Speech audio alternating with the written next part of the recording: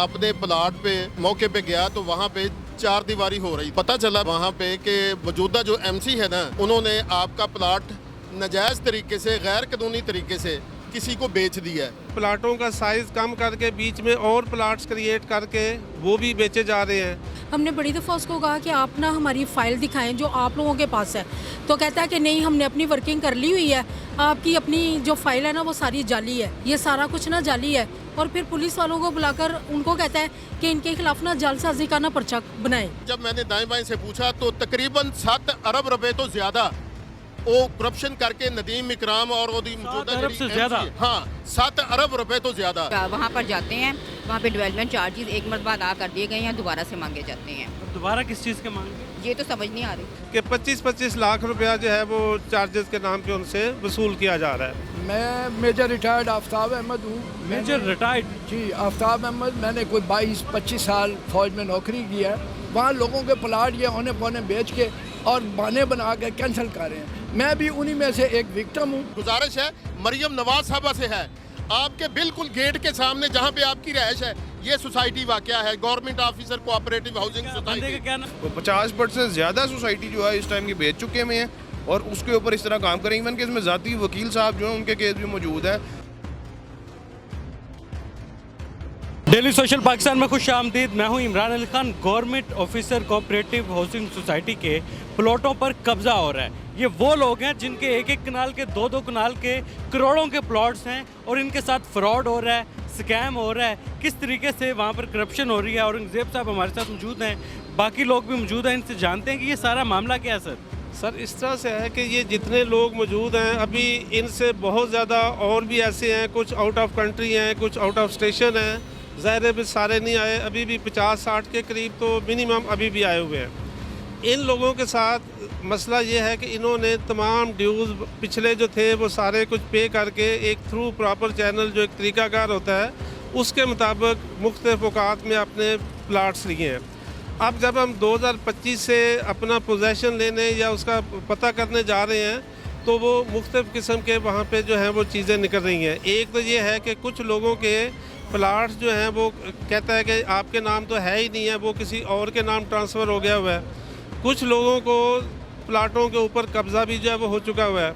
अगली बात यह है कि प्लाटों का साइज़ कम करके बीच में और प्लाट्स क्रिएट करके वो भी बेचे जा रहे हैं। इसी तरह से पार्क्स और स्कूल्स वगैरह के जो प्लाट्स हैं वो भी जो हैं वो बेच दिए गए हैं। तो अब 1 रुपये का भी काम नहीं हुआ, लेकिन इसके बावजूद एक कनाल के ऊपर 7-7, 8-8 लाख रुपया और डाल दिया गया है। बल्कि 2 दोस्तों के मुझे पास ऐसे आए हैं कि 25-25 लाख रुपया जो है वो चार्जेस के नाम पे उनसे वसूल किया जा रहा है। जो लोग इसरार करते हैं कि अगर हमारा प्लाट आप जाली करार दे रहे हैं तो आप हमें अपनी फ़ाइल दिखा दें, तो वो डरा धमका के वहाँ पे इसने कुछ जाली 1-2 पुलिस वाले रखे हुए हैं, वो उनको बुला लेता है, जी आप यहाँ से भाग जाएँ, अदरवाइज़ जो है वो मैं आपको जो है वो पुलिस में पकड़ा दूँगा। वहाँ पर लोगों को कौन मैनेज कर रहा है?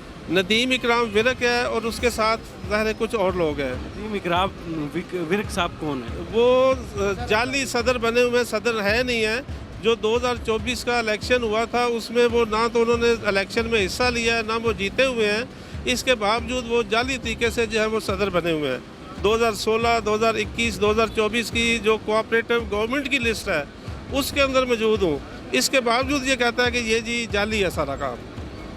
आपने कहाँ पर अपील की है? अभी तक दरखास्त दी है कहीं? सर हमने बहुत सारी जगहों पे फ़ोन पे दी हुई है। कोऑपरेटिव में डिप्टी रजिस्ट्रार साहब के पास हमारा केस चल रहा है तकरीबन 2025 के एंड से, तो अभी तक ये एक दफ़ा भी ना वहाँ पे पेश हुआ है, ना इसने जवाब दाखिल करवाया है। इसके बाद हम कुछ लोग इकट्ठे होकर सेक्रेटरी कोऑपरेटिव से मिले हैं, उन्होंने इंक्वायरी मार की हुई है कोऑपरेटिव को कि इंक्वायरी करके बताएं। उसमें भी अभी तक जो है ये पेश नहीं हो रहा। कहीं पे भी जहाँ जहाँ हम जाते हैं थाने में इसके ख़िलाफ़ FIRs हो चुकी हुई हैं, किसी जगह ये पेश नहीं हो रहा। कुछ और लोग भी हमारे साथ मौजूद हैं। आपका कितने मरले का प्लॉट है वहाँ? जी, 1 कनाल का प्लॉट है हमारा, लेकिन मालियत क्या वो? तकरीबन 60 से अबव ही होगा। आपका ये मसला कब से चल रहा है? 2-3 महीने हो गए हैं, हम मुसलसल वहाँ पर जा भी रहे हैं, लेकिन वो यही कही जा रहा है। हमने बड़ी दफ़ा उसको कहा कि आप ना हमारी फ़ाइल दिखाएं जो आप लोगों के पास है, तो कहता है कि नहीं, हमने अपनी वर्किंग कर ली हुई है, आपकी अपनी जो फ़ाइल है ना वो सारी जाली है, ये सारा कुछ ना जाली है। और फिर पुलिस वालों को बुलाकर उनको कहता है कि इनके खिलाफ ना जालसाजी का ना पर्चा बनाए। और लोग ज़िंदगी भर की जमा पूंजी लगाते हैं, प्लॉट लेते हैं कि हम आने वाले वक्त में घर बना देंगे। मैडम आपका कितने मरले का प्लॉट? हमारा भी केनाल का प्लॉट है, लेकिन मेन मसला ये है कि हमारा प्लॉट मॉर्टगेज था। मॉर्टगेज प्लॉट बेच दिया, वेरी फर्स्ट टाइम हमने ख़रीदा उसे, लेकिन मॉर्टगेज होने की वजह से एलडीए अप्रूवल ही नहीं दे रहा कि हम उस पर कंस्ट्रक्शन कर सकें। अब जब भी हम जाते हैं सेक्रेटरी कोऑपरेटिव के पास या जिसके पास भी गए हैं, उन्होंने सबने इनकार किया कि ये सोसाइटी और एलडीए का मसला है, वो वहाँ से हल करवाएं।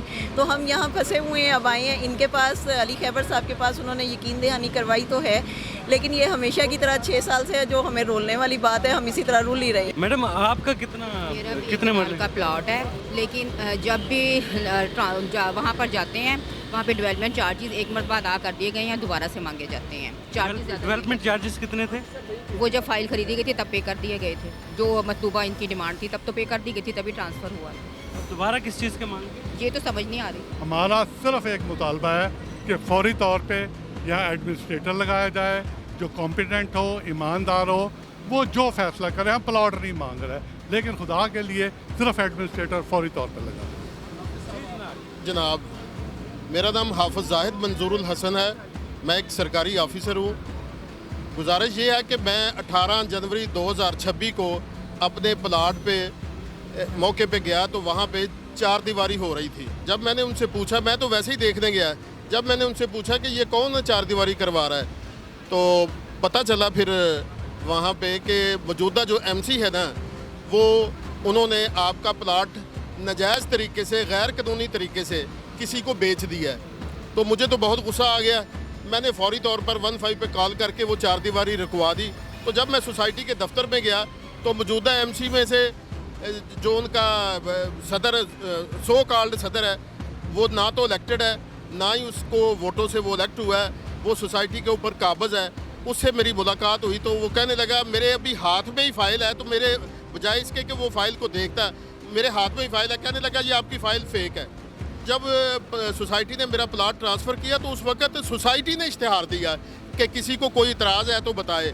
ऑल फॉर्मेलिटीज़ पूरी की गई, किसी किस्म का कोई इतराज़ नहीं था। रिजल्टेंटली 2007 में प्लाट मेरे नाम ट्रांसफ़र कर दिया गया तमाम ड्यूज़ देकर।